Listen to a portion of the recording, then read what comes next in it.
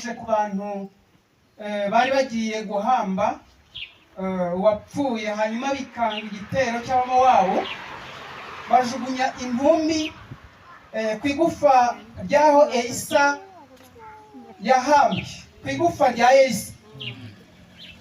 Ikintu gitangaje ni uko intumbi bajugunye ku igufa rya Elisa yahise baturumbukana, birabaduka igenda ikurikiye babandi. Ibyiza byo kuba umuntu w'Imana. Amen. Yesu ashimwe. Ahimbazwe. Babyange barabyanze, ariko barabikunze, babyange ubikunde. Ibyiza byo kuba umuntu w'Imana. Ntawe ubikwingingiye, ahubwo ubwonko waremanwe butumye ubihitamo. Waba uhisemo neza. Hari ibyiza byo kuba umuntu w'Imana. Nyiriwe muraho. Muraho. Bimenyerewe gutya nko mu marira, ariko ntawahora mu marira. Hari icyo Yesu yavuze muri za nyangamugayo, abantu b'inararibonye mu by'umwuka, witwa Paulo mu Batesalonike bambere 4:18, hari ijambo atubwira uyu munsi ngo mumaranishe imibabaro kubwirana ibyo. Amen. Ni ibiki yaravuze ku murongo wa 15? Yaravuze ngo rero ubwo umwami agiye kuza ashagawe n'ingabo z'abamarayika, igice cya 4:15 urwa mbere rw'Abatesalonike, azarangurura ijwi rirenga n'impanda y'imperuka, isi yose ntawe ugize aho yihisha, woroheje n'ukomeye bazabyumva. Ikivuzwe n'Imana kiruta icy'abantu, kandi icyo wabwiwe n'Imana kiruta icyo wabwiwe n'abantu. Rihagarareho. Amen. Nuko arabwira ati, igihe Imana izavuga, abazaba barasinziriye muri Kristo bose bazabanza kuzuka. Amen. Ntabwo tuzabatanga twebwe abazaba bakiriho. Simbizi niba nzaba ndiho, niba uzaba uriho, ejo si uwanjye si uwawe, ariko abazaba barasinziriye muri Kristo nibo bazazuka impanda ikimara kuvuga. Iyo rangurura ngo rangurura ijwi, iyo rangurura mu kirere, abasinziriye muri Kristo bazaterera itaka. Ndetse 20 igice 20 cy'ibyahishuwe harambwira ngo manza zirashingwa ndetse ibitabo birabumburwa, ngo umuntu wese agenerwa ibikwiriye byakoze, kandi Imana irategeka ntagasaba. Ajya ategeka gusa. Ajya ategeka akivugira ngo cece utuze. Nyanja ndavuze ngo bikemera.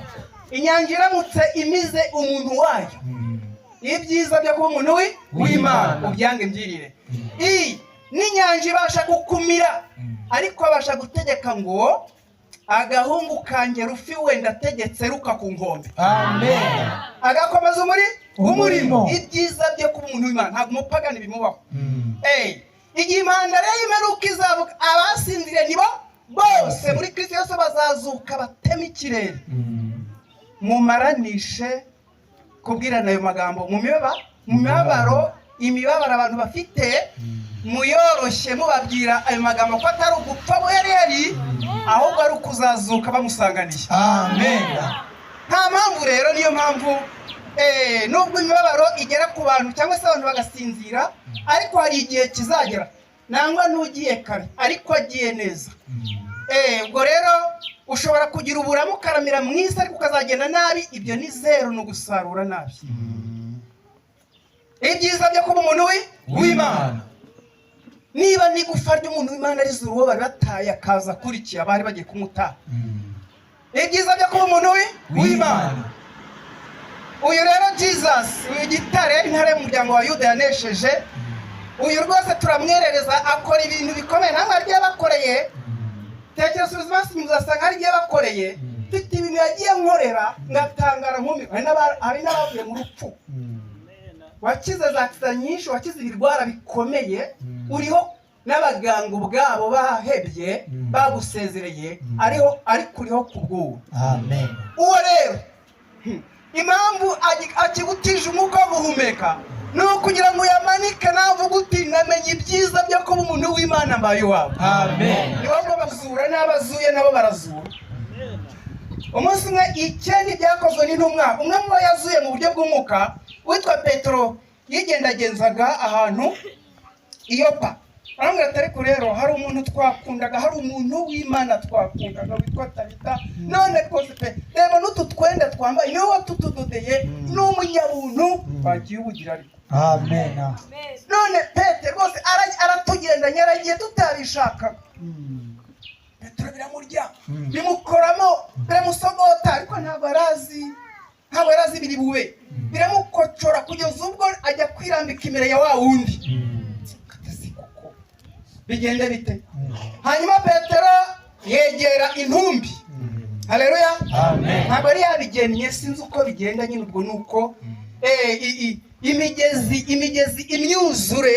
imyuzure yaramwuzuriranye, agiye gusandara ati rwose uyu mumama, rwose uyu mukecuru, rwose muntu w'Imana twagirirwaga neza, n'uyu muntu none araducitse, sinzi icyakorwa, ntago tukizi, ntago bari biteze ikigomba kubaho. Nawe ushobora kuba utiteze bishobora kubaho muri uyu mwanya, ariko ijuru riri hano kugira ngo abazamarika zigira icyo zikora mu izina rya Yesu. Amen. Nuko Petero aravuga ati Tabita, zuka. Amen. Mwifuye ryinshi no kumva ko atagapfuye, yahise abaduka. Muri uwo mwanya musubiza babandi bariraga ngo abantu bashya ubwoba, abwira baterwa n'urupfu rwa rumutwaye, ngo baterwa ubwoba n'ibitangaje by'Imana. Ikora ibirenze ibyo twarose. Kubw'ibyo rero uwo nguwo watanze ubwo bubasha kuri Petero yari asanzwe abikora. Petero rero hari aho yabikopeye. Mujye mukopera kuri uwo, muzumva inkuru ze z'ibyiza, kandi muzumva imico ye yari afite. Mu mwigane muse nawe afite imbaraga zirema bundi bushya. Izina rye ryere. Iyo dusomye muri Luka igice cya 7:8 twasanga ibimeze nk'ibi yagiye akora. Yego barapfa, ariko ntibaba bapfuye, ahubwo igihe kiragera yategeka bigacamo n'abapfuye bakazuka. Amen. Iyo dusomye muri Yohana 11 twasanga ibyo witwa Lazaro mwagiye mwumva, ubwo yari amaze iminsi ine byararangiye, yaranutse, yaraboze. Mu gihe bamutumaga harwaye, ariko akirengagiza ko arazi ko hagiye kuzakorwa nta kimunanira na kimwe, bashenguka bakaba nk'itaka, ntacyo bimutwaye umuremyi. Kuba uriho niwe. Ubwo rero uyu imbaraga ze ziraheranije, yacyarageze nyuma y'iminsi ine araza. Icyakoze abasaza bashiki ba Lazaro baraborogaga hamwe n'abandi bose, ndetse banamubwira bati yabaye wari uraha, ntabwo aba yarapfuye, ufite ububasha, uba waratangiye ibirwara.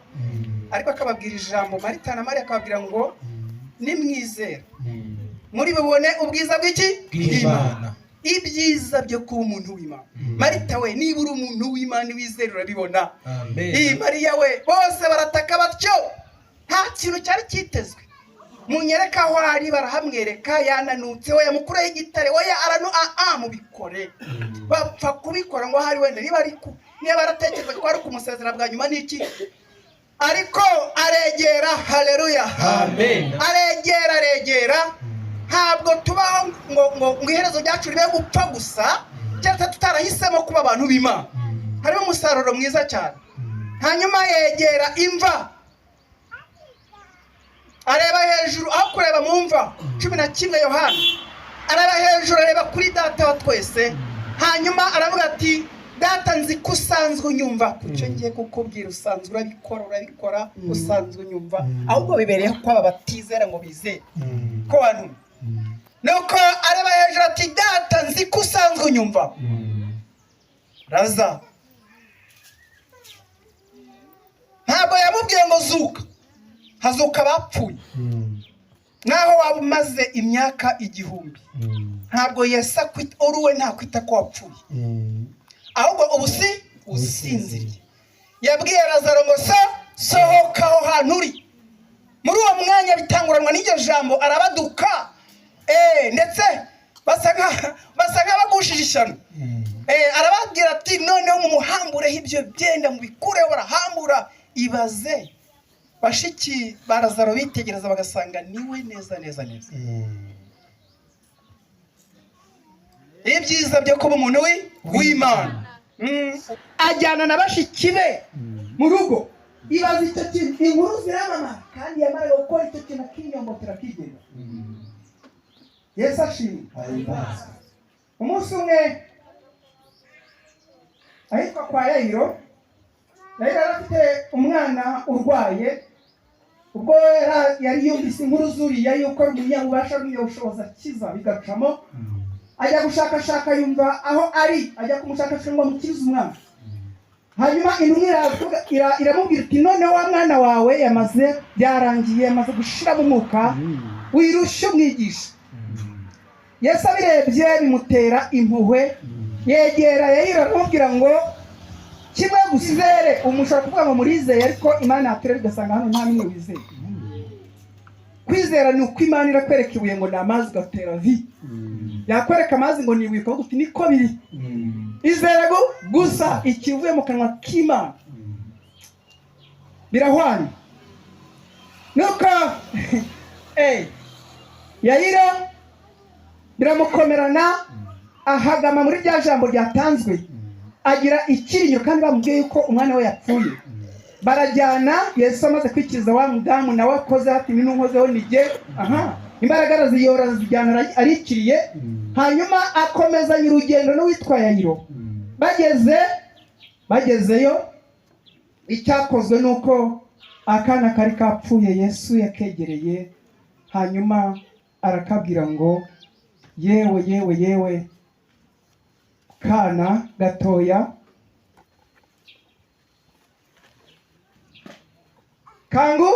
kanguka. Nta hantu na hamwe yigeze akoresha ijambo ryazuka. Nuko muri Luka 8 aravuga ngo gahungu ndategetse. Haleluya, amen. Noneho hano ho yaravuze ngo ndategetse, apana kwingingiriza urupfu. Yanesheje urupfu rwaka n'imfunguruzo. Kuri wowe rero byakubera gutyo. Hano yarategetse.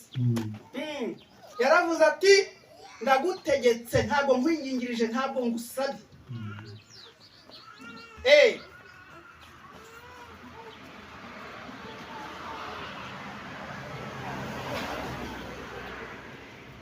Izere gusa. Baramuseka cyane. Yewe Yayiro, izere wowe. Baramuseka cyane. Aravuga ati ntabwo yapfuye, abanjye ntibapfa. Baramuseka cyane. Nuko aravuga ati gakobwa, nashaka gusoma no ku 54. Gakobwa ndategetse ngo byuka. Amen. Uwo mwanya gahita kabyuka. Urajye hakuno rero wabona ibyinayini. Ubwo Yesu yari aho gutyo, kubera izo yakogose yacaginze, ariko mwagiye mujya kuri cagi. Bishobokera abizeye gusa, byose bishobokera uwizeye. Imana yanshongonokereje insanganyamatsiko ikomeye cyane, ipfunyitsemo byinshi. Byemerera umuntu ugenda, ntabwo byemerera uhagaze. Byemerera ugenda. Mu Kristo we ibyo ahura nabyo byose naba ari gutera intambwe. Nubwo ari buhura n'intara akajya mbere biramwemerera. Ku Mana rero nta kiyikanze, nubwo wahura n'izishinyitse, burya ziba ziziritse utabizi. Byemerera ugenda. Nagasangiye n'abantu ejo bundi Kampala, numva karanyinjiye cyane. Byemerera ugenda, niwicara. Igihe uzumva nta bihe uzaba uhagaze. Igihe uzumva uri gutyo nyine bizagusangaho kandi bigutwikire bikumereshe nabi. Ahubwo ongera irindi sengesho. Nubwo waba uri mu kibiri, ongera pfukama mu bigaragara, yatege mu rwego uti ndi uwawe naguhise murabizi dusenya isezerano, asigaye bikubazwa bigusigarira. Nta sengesho ry'umunyagara ribaho. Imana irongera ikarifata ikaricuruzamo, imbaraga zayo zikagusukirwa. Izina ry'Imana rishimwe. Nta n'umwe twasomye ijambo riranjegeza. Nta n'umwe wabayeho, nta n'uzabaho uwo yirengagiza. Nyine wenda wakumva ko akajambo kapfuye kuvuga gutyo, ariko hari abazi kuricuruza, hari abazi kurangura neza kandi bagacuruza bakunguka. Nta n'umwe ararahira ati nta n'umwe nigeze nsubiza inyuma. Uzaho nisinzamwirukana iryo jambo nato ni indahiro. Ku kantu iyo upfukamye uza ku kantu, uri gutekereza ku kantu, biraguka. Nta n'umwe yigeze asubiza inyuma. Umubembe ngo cyamukijije kimwe gusa. Umubembe ngo baramubwiye ngo yakijije inyonjo, yazuye, yakijije ibirema, yagize gute. Umubembe aguma, ariko yumvise ngo ariko nanjye numvise bavuga ngo nta n'umwe yigeze asubiza inyuma. Umubembe yafatiyeho iya mbere mu izina rya Yesu. Iyo dusomye rero hano muri Luka mu gice cya 7 twasanga bukeye bwaho nuko Yesu araribwa cyane yajyaga kuri cagi ubwo Imana ikamutegurira abagomba gukizwa nawe. Iyo yajyaga imbere Imana ikamwuzuza imbaraga zikiza abo gukira nabo barakirigitwaga iyo bari hanyuma smaku zigakorana. Kubw'ibyo rero nuko intumwa ziramukurikira baramukurikira yumva hari icyo ashaka kujya gukora. Mudugudu w'Inayini rero hari akana k'umupfakazi. Inayini hari umupfakazi wari ufite agahinda, umwana we yapfuye umupfakazi ndetse umwana yari umwana w'ikinege n'akana k'agahungu. Uwo mupfakazi yarasigaranye yari afite konyine, nuko bagiye guhamba byarangiye. Imana yitegereje umubabaro iri mu mupfakazi, nuko ijuru rirabyanga. Hari ibintu ijuru rizajya byanga neza kuri wowe. Iryo Satani yakuzanaho byose ntabwo ijuru rizabyemera. Ikizabaho cyose ni ikimana yemeye. Sinzemera yuko mugeragezwa icyo mutabasha kwihanganira. Haba hari uko wowe wabigenje ariko byose bikugeraho Imana yabipimye. Nkuko Imana yabwiye Satani kuri Yobu, genda ariko nkwimye ubugingo bwe kandi iramurwanirira kugeza ubwo yageze ahakomeye n'urupfu rukanuka, ariko Yobu agahamya ngo nzanakubonesha amaso yawe. Amen. Tugende gitwari dutyo. Nako nari mfite pe k'ikinege konyine iyi Imana yandemye. Yongera kwinginga Imana atazi ngo kugira ngo mwifashize umutima byibuze namwohereze namuruhure. Nkuko natwe Imana igenda twibagiza imibabaro y'uwagiye, niba yaragiye neza ni amen. Amen. Mukecuru arashengukira. Uwo mutima wa mukecuru wahize uw'umukiza huri. Ibyo nta Kinyarwanda bifitiye. Umutima wawe ubwawo uzagenda ukore mu Imana. Niba ari ukuntu umerera Imana, niba ari ukuntu usuka ibyawe byose bikubaye ukabisuka ku Mana, bifite igisubizo. Ibibazo biza bihetse iki? Ibisubizo byabyo. Niba wundi rero uko ateye. Nuko mukecuru mukora amahano yafite agahinda kamushengura aboroga. Hanyuma umwana w'umuhungu bagiye kumuhamba, ubwo bashyira mu ngo by'ibaraheka bajyanye ku irimbi. Uyu kizigenza rero arahambaye, nuko arakirigitwa n'imbaraga z'ijuru. Kristo Yesu aragenda Inayini ahura n'abikoreye ikiriba. Ikiriba ni intumbi. Ahura n'abikoreye intumbi bagiye guhamba. Mukecuru yarize yahogoye nta kundi yabuze umuhoza, ariko bagiye kumukuriraho bagiye guhamba. Byarangiye Yesu akumva sinzi biri kumukwega, sinzi biri kumukuru, nyine yarafite imbaraga. Izo yakiraga ni izo gukiza. Bityo rero aho ikibazo kiri nyine agomba kuhumva, nubwo yaba ataza hariho abayoborwa n'umwuka w'Imana b'Imana. Nawe ubwere kubwa mwuka w'Imana aramuyoboraga ngo aje kugira uko yaruhuka kubimwuzuriye mu mutima. Imbaraga z'Imana zimwuzuye, nuko aragenda ahumana ku irembo ry'umudugudu. Yesu Kristo ahumana n'abikoreye intumbi hafi y'irimbi bagiye guhamba uwapfuye. Kandi akagahungu gato cyane gateye impuhwe, gateye imbabazi. Nuko Yesu ahuye n'abati muhagarara, yumva biri gukorana. Muhagarara. Mwareba umupfakazi ukuntu yashengutse, areba ukuntu uwo mukecuru yashengutse, aramwitegereza. Mu kumwitegereza ngo amubonye impuhwe ziramuzuye. Amen. Yesu akubonye impuhwe ziramuzuye. Cyangwa uhora wirwanira uri muri wagiye umera nk'agatama tukareka kumera nk'ikindi. Nuko yitegereje umubyeyi Yesu Kristo nimukora impuhwe ziramwuzuye, agatira muhagaze muhagarare kubwuriya mugiye he guhamba mwe muhagaze. Nuko abanza kubwira mukecuru ati mukecuru we mpore. Mukecuru akomeza ararira, ntabwo arazi uwo ari we, ntabwo arazi ko hari si atabizi n'ibyabaye. Mpore iyimvire ihorere, yambwira ngo icecekere wirira. Aramuhoza.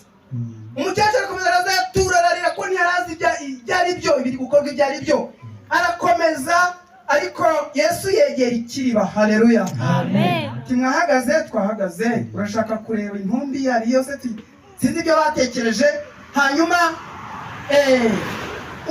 umwana akiri mu ngobyi bahetse, hano nasoma ngo arategeka, naho yagize gute? Ntabwo yingingiriza urupfu abantu b'Imana, ntacyo apfana narwo. Yarugiyemo ku munsi wa gatatu ararwambura imfunguruzo. Haleluya, ahita arwambura imfunguruzo arazifata. Namugiye ngo n'uyu munsi niko bikimeze. Nasoma ngo ni cya kabiri cya Luka, nasoma ngo namwe Yesu amubonye impuhwe ziramwuzura, imbabazi ziramwuzura, aramubwira ati oya wirira ihorere.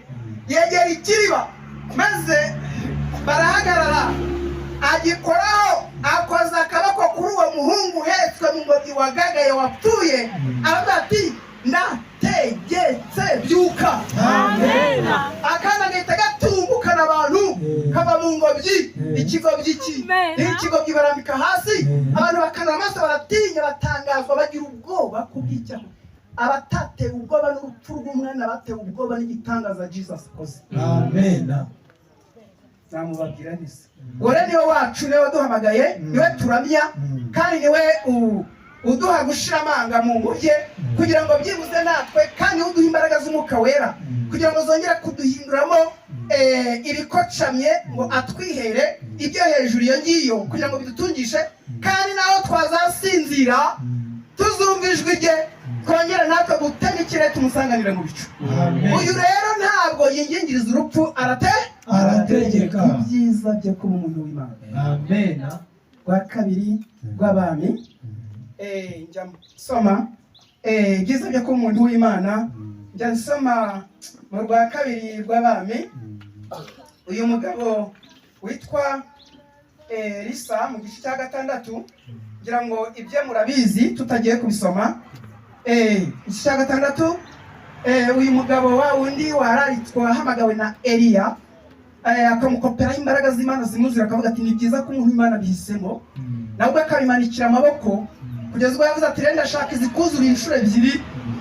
Asaba ibintu bihenze, Eliya atarashobora, kuvuga ati nuntumbira ishobora byose yagira icyo ikora, kandi koko ibizamini byose arabitsinda, araziyora, arazijyana, ziramwuzurira. Hanyuma yongera gusarura neza uwitwa Elisa. Ni wa wundi nababwiye igufa rye ryazuye wapfuye akaba muzima. Uyu rero iyo cyarageze asobanukirwa n'ibyiza byo kuba umuntu w'Imana. N'umuntu nkawe guhitamo ni ukwawe. Ushaka nyine wahitamo inzoga, cyangwa se wahitamo umuceri. Ushaka abantu baryoherwa n'ibintu bitandukanye, ushaka wahitamo ibyo ushaka. Ariko harabazi guhitamo mbere na mbere, bagahitamo ku bantu b'umuntu w'Imana. Bajye babona uwo batabaza, ntabaza nzagutabara nkwereka ibikomeye biruzi utamenye. Bajye babona uwo babana nawe, uwo bazatura amaganya yabo yose. Ibi bizabarinda kujya mu bigirwamana no kwishikiriza ku bindi bidakiza. Uyu we yaje kubimenya arayiranguriza. Witwa Elisa yiyeguriye Imana, ashyiraho na burundu arayiranguriza. Yumva ntaho yizigamiye, hasigaye isigarira Imana. Igihe cyarageze rero, umwami wa Isirayeli ubwo yarahanganye n'andi mahanga, hanyuma umwami wa Isirayeli akajya kuri inama kuri Elisa. Nuko umwami wa Siriya akareba uburyo ibyo ari gutegura biri gupfuba, agira ikibazo, aravuga ati kandi uyu muntu ninde? Abaza abo basangiye nyine uwo mwanya, barumvira bati ariko ashobora kuba ari Elisa. Elisa rero bituma yongera kwangwa n'umwami wa Siriya, kugeza ubwo yaje gutegura umugambi mubi wo kumuhitana. Ariko se ni ugukora mu mboni ijisho ry'Imana. Ibyiza byo kuba umuntu w'Imana byatumye Gehazi, ni umugaragu wa Elisa, mu gitondo azindutse kare agiye hanze, asanga ingabo z'Abasiriya zagose ngo zije, amagare n'amafarashi yuzuye ingabo zije kurwanya umuntu w'Imana. Ngo nuko agira inama umwami wa Isirayeli, hanyuma imigambi bishi igapfuba.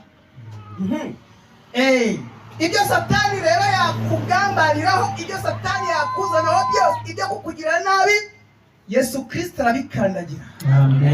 kabanza agategeka nta bintu bizakubaho niba warahisemo ko umuntu w'Imana bizakuba ijuru utasiye. Ntabwo ushobora kuza ngo gutobanga uko ashaka kuri iki kinabazira cyane utari umuntu w'Imana. Satani aragutobanga ariko uri umuntu w'Imana uhagarikirwa. Zaburi 91. Nkuko inkoko ibunikira abashwi bayo, nzakubunikira, nzagutegekera ingabo zanjye z'amarayika zikurinde. Ni Imana ibivuga sije. Nuko Gehazi aza n'igihunga, aza afite ubwoba, abwira sebuja ati twapfuye tutabizi, turaboswe hano hanze, byaturangiranye. Ahubwo uzi ikintu Elisa yakoze? Yaramusetse. Haleluya. Yaramusetse, arongera ariryamira. Ati yewe tuza gatoya. Noneho ahita amusengera akiryamiye no kuba dukangwa ajye kuzireba.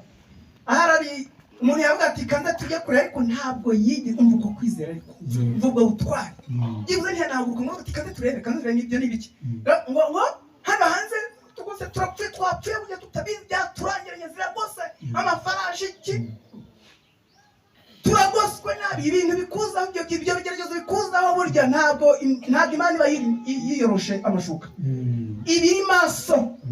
Nuko Elisa arisinzirira, akomeza ariryamira, cyakoze akubitaho agasengesho, aravuga ati papa muhumura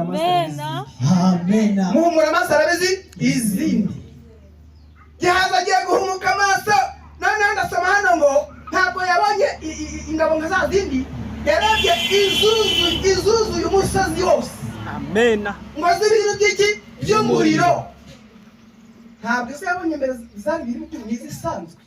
Arebye abona umusozi wose ugose cya kibaya za zindi zirimo. Abona umusozi w'izindi kuba n'imirabyo. Ingabo zikomeye cyane, amafarashi akomeye cyane ngo y'imiriro gusa. Nuko Gehazi aratabaza aravuga ati ye baba we nuko bimeze.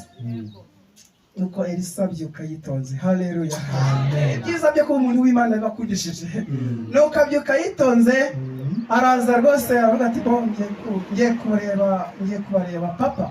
Amena. Bampumira amaso bose barahuma.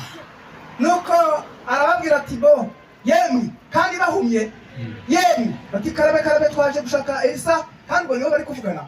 Twari gushaka Elisa, umwe muradutumye uretse ko byadukomeranye, sinzi ukuntu twahumye, ariko tunamubonye twakora icyo gikorwa tugatumika. Aravuga ati muze mubageze munkurikire. Kandi bari bahumye. Arabayo ibyiza byo kuba umuntu w'Imana. Arabayobora bahumye, abazana aho umwami wa Isirayeli ari. Arabazana ati Samariya, arabazana ati mwami ngaba dore abari baje kutugira nabi. Umwami ati urakoze Elisa, ati inkota yangiriye, ati have. Ntabwo abantu b'Imana bicana. Ahubwo hari urundi rupfu rurenze kwicisha inkota. Ntabwo bazongera, ahubwo tubatekere tubagaburire. Haleluya. Amen. Umwanzi wawe nabyumvise. Reka tubatekere tubagaburire. Biramugora umwami wa Isirayeli, biramugora umva abanzi bacu tubatekere tubakunyine uko barwana abantu b'Imana. Nuko barabatekera barabagaburira, muri uwo mwanya barahumuka, basanga bari hamwe batagomba kuba badapfuye. Basanga bisanze ahantu badashobora kuva badapfuye, baradagadwa bashubwoba. Elisa arabitegereza mu mbaraga z'umwuka warazimuzuye, abagirira impuhwe. Haleluya. Amen. Arabwira ati none se hano ni imbere y'umwami, mwashakaga kugira nabi, dore nanjye ni jyewe Elisa. Murahumutse yego, murye munywe, murasoje yego, ngaho mugende wanyu. Bagenda bamwaye, bagiye babwira inkuru umwami ngo byiteka ryose. Amen. Tuzagera gukubaganya abantu b'Imana. Amen. Ibyiza byo kuba umuntu w'Imana. Ubwo rero ntabwo ari amagambo tubabwira, ibi biranditse kandi bibaho. Namwe banyu hari ibyo mufiteho ubuhamya. Uburinzi bw'Imana kuri mwe, by'Imana ibasezeranira. Mukomeze mupfukame kugira amasengesho yengere, kandi imbaraga z'umwuka w'Imana zibuzurire, kugira ngo muhabwe umwiteguro ushyitse mu izina rya Yesu. Amen. Reka dusenge Imana. Uhoraho Mana ishobora ibintu byose, kandi ukaba ushoboye imitima y'abantu bari aha hantu. ndetse n'abazengurutse aha hantu izina ryawe n'iryera. Amen. Nuko rero ku bwa mushiki wacu wasinziriye mu gitabo cyawe hari ibyo wanditse tutazi, ahubwo twebwe biratwigishije kugira ngo ikizatuma twongera gutema ikirere twagusanga nacyo nyine kubaho kuri twe. Amen. Imbaraga zawe uko zabanye n'abakera zongera ku bana bacu, kandi uko ubwoko bwawe bwongeye kukwiyegurira bagashyiraho na burundu ubidushobozi. Amen. Mu izina rya Yesu. Amen.